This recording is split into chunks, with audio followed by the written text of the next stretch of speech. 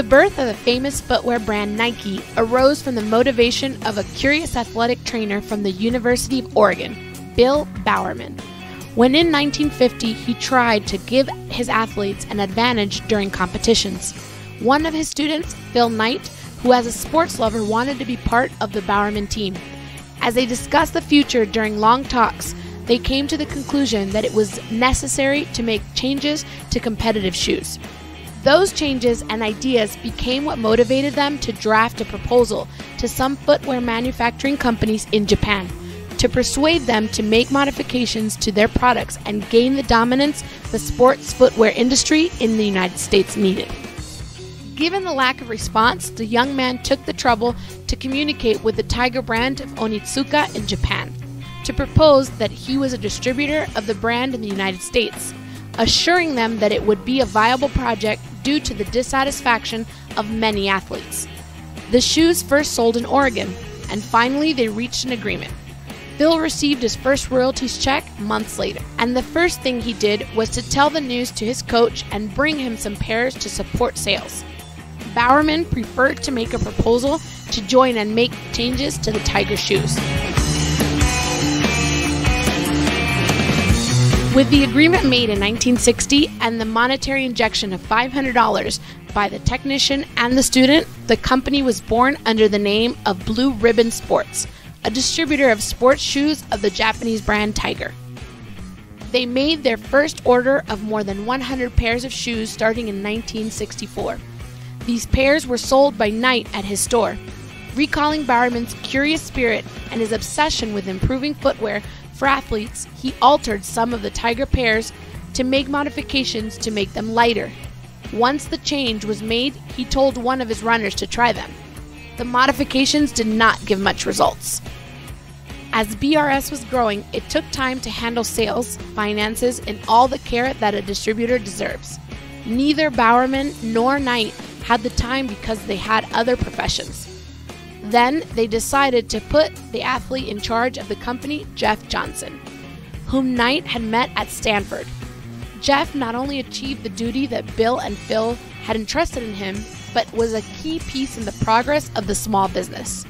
This young man focused on something fundamental, the advertising question. Johnson would create the first product booklets, print ads, and marketing material. To avoid unnecessary expenses, he himself took the photos for the catalogs of the company. As the company took off, mostly thanks to this, he had to think of a strategy that would allow him to serve people who could not get close to his physical location. As a result, he established a mail order system. This increased sales substantially, and over time, the trio decided to open its first retail store of Blue Ribbon Sports, located in Santa Monica, California, and Johnson would be in charge of controlling and the merchandise. Bowerman, Knight, and Johnson decided to end their ties with the Japanese company, so they worked on their own initiative with the creation of Nike. This name, inspired by the Greek goddess of victory, Nike. With all efforts placed on the project, they decided to make a leap from distributors to manufacturers and designers of their own brand of shoes for athletes, a desire for the coach since the beginning of the commercial journey. Subsequently, the Nike logo was developed by Carolyn Davidson, a graphic design student. Phil and Carolyn met at Portland State University, where he was an accounting professor. Several years later, as a thank you, Knight gave Carolyn a ring of gold and Nike stock. This admirable but simple and dynamic logo has its foundation in the wing of the Greek goddess Nike.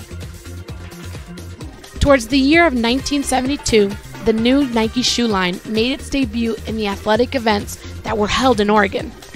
The shoes created by Bowerman that had the waffle-like sole attracted the attention of the public, and even more when they knew that its function was to improve the traction when running, being lighter than other traditional shoes.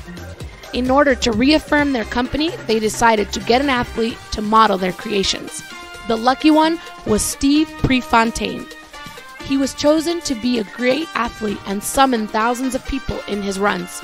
He ran in the Olympics in Munich in 1972, wearing Nike shoes and generating great impact worldwide. Steve continued to be Nike's ambassador.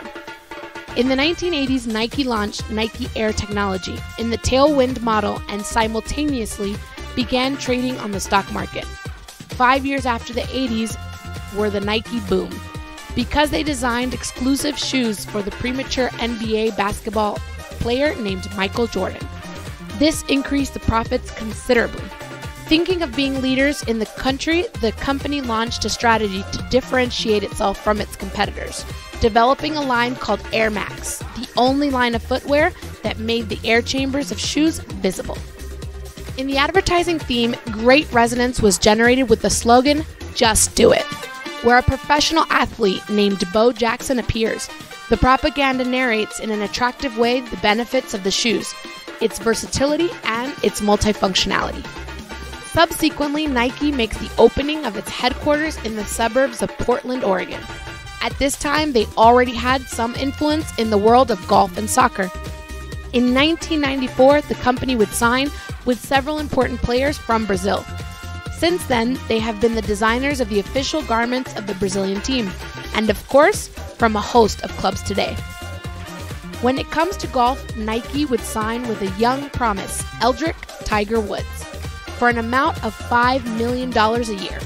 At first, many saw the contract as a total loss, until in 1997, Woods won the Masters. Nike launches another shoe line called Nike Shox, with consequences similar to those achieved by Air Max. This new line focused on a new damping system, which they developed for a period of over 15 years. In the 2002 World Cup, Nike would deploy its first marketing campaign worldwide, Secret Tournament. Currently, Nike is shown as a multinational company that is always in the constant search to innovate and develop the best products, reaching new markets such as Chinese and penetrating new sports such as football. Now, Nike garments not only adhere to sportswear, but has expanded its variety without losing the style that defined it. Its clothing occupies a place of prestige in millions of consumers. Nike's revenues worldwide in 2017 totaled about $34 million.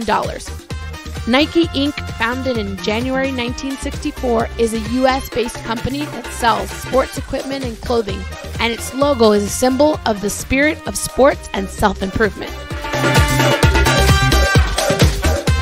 This is it for this week's edition of Feedback Learnex. I'm Marilyn Delacruz, and I hope to see you all next week on Feedback Learnex.